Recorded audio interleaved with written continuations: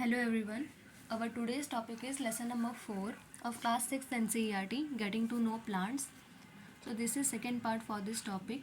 In previous part we have already studied about type of plant, stem, leaf and its important functions like transpiration and photosynthesis.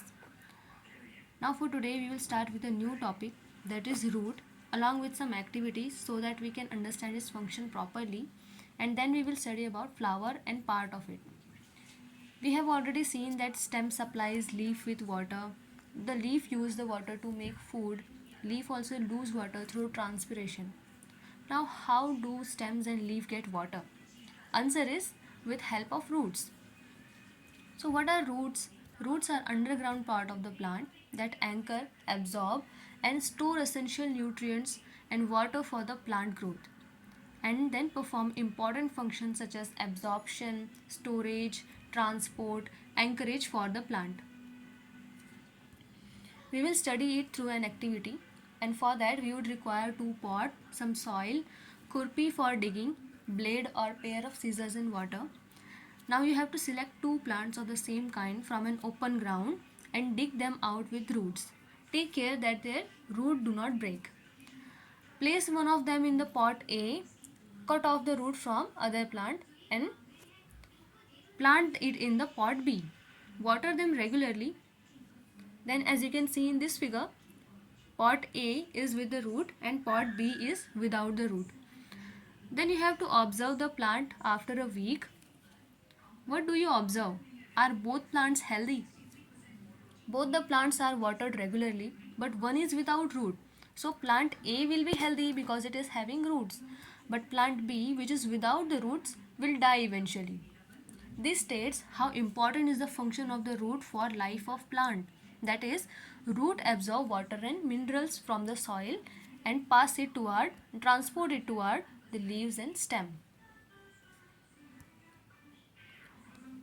Now another activity is there which will show us anchorage function of root, and for that requirement is seeds of gram and maize, cotton wool, katori and bowl and some water.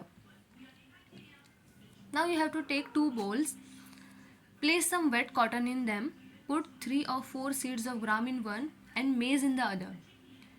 Then keep the cotton wet by sprinkling water into it every day until the sprout have grown into young plants.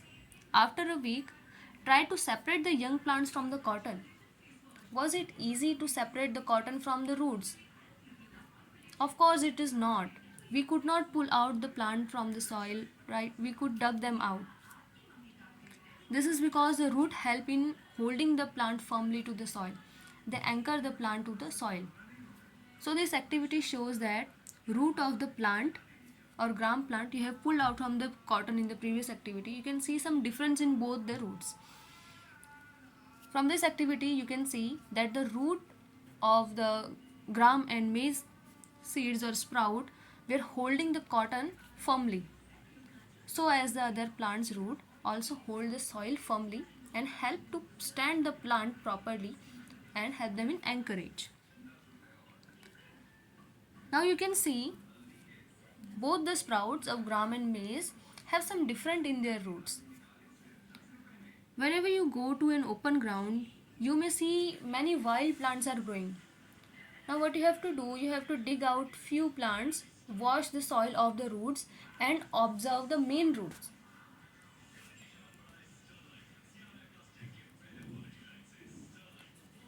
As you can see in this figure, you can observe two type of roots. The plant A, in which the main root is present and some root hairs are arising from it.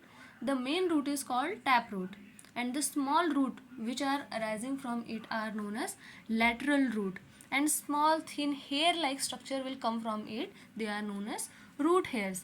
Primary or secondary roots are also present in it. Primary root is the center one and other roots or lateral roots which are arising from the primary one are known as secondary or tertiary, and small thread like hair like structures which are rising from it for further absorption of water and minerals, they are known as root hairs. But you can see in the another one, figure B, all roots seem similar and it does not have any primary roots or secondary root. All roots are arising from a single point, and this all seems similar to each other. This is known as fibrous root. Now separate the plants you have collected in two groups. In group A, put those that have the tap roots, and in the group B, put those that have fibrous root. Now look at the leaves of the plant in the group A. What kind of venation do they have? Now we can observe that venation is also linked with the type of root and the type of plant. What kind of venation do you see for the group B and group A plants? Notice that leaf venation and the type of roots in a plant are related to each other, where monocot plant like maize have fibrous root and have parallel venation in their leaves, as we have seen in our previous video, where we have already studied about parallel venation, which was found in the maize plant, and maize plant have fibrous root. Whereas in gram plant we have tap roots along with the reticulate venation. Roots also have some other function, like root absorb water and mineral from the soil, and stem conduct these to the leaves and other part of the plant. The leaves prepare food. This food travels through stem and is stored in different part of plant. We eat some of this root like carrot, radish, sweet potatoes, turnip and tapioca. We also eat many other parts of the plants where food is stored. Now another topic is flowers. So what are flowers? Flowers are the main reproductive part of the plant. They are responsible for producing seeds, fruit and facilitating pollination. Look at the prominent part of open flowers. They are called sepals. Take a flower and observe its petal and sepal. To see the inner parts of the flowers clearly, you have to cut it open out so that the inner parts can be seen clearly. Then remove sepals and petal to see the other part and identify the stamen and pistil in your flower. As you can see in this figure, sepal are the green color protective part which are present in the outside part of the flower, and colorful and prominent part of the flower is known as petal. So what are stamen and anther? Stamen is the male reproductive part of the plant, and stamen consists of two parts. The long thin stalk that support the anther is known as filament, and anther is the upper part which you can see in this figure that produces pollen. Pollen are nothing but small yellowish grain like substance which holds the male gamete. And at the time of pollination, whenever the stamen or anther get mature, the pollen grains come out of it and come towards the stigma or the female part of the flower, and fertilization takes place. So the next important part is pistil.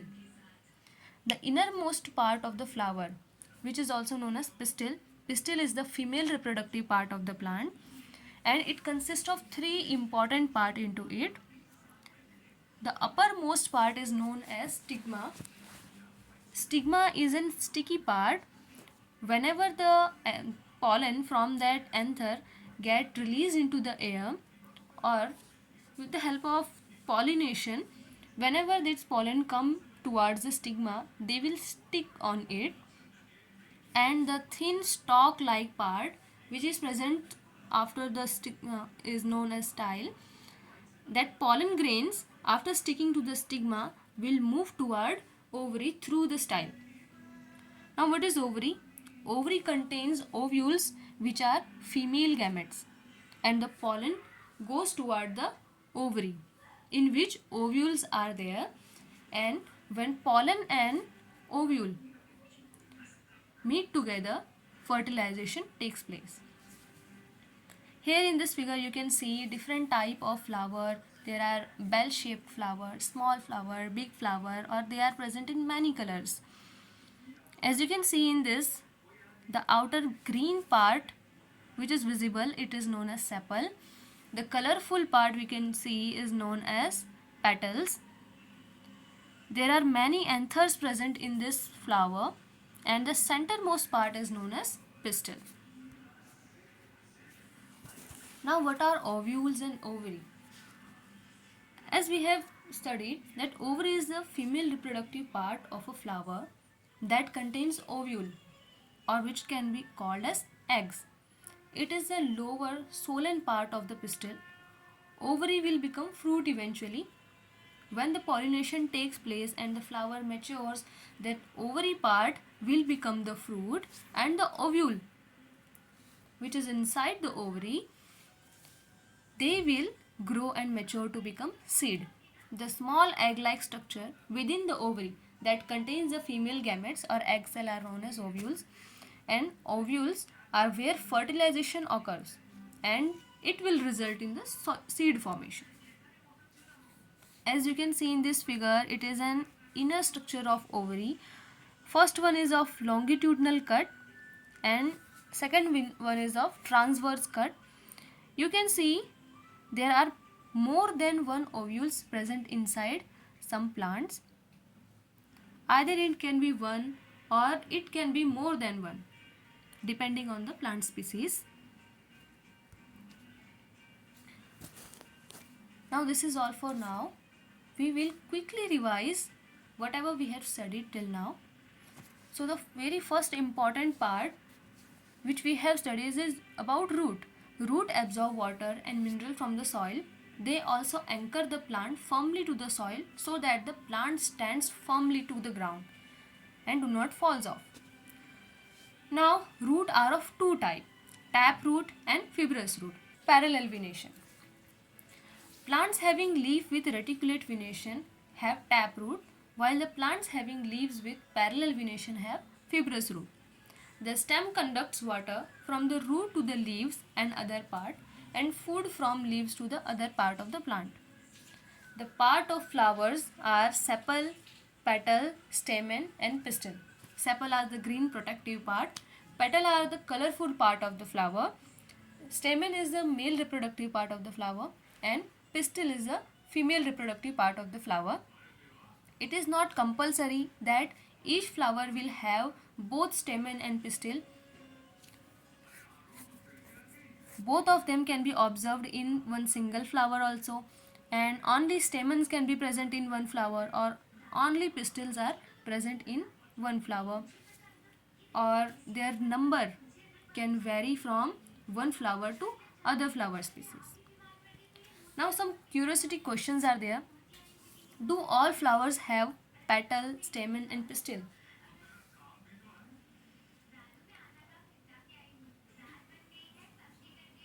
Yes, almost all flowers have sepal and petals, but not all flowers will have stamen and pistil. Second question is, what kind of venation is present in monocot plant? In monocot plants, parallel venation is present. What are the two type of roots? Give example.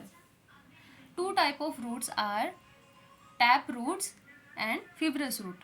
Example of tap root is in gram plant and fibrous root is in maize plant.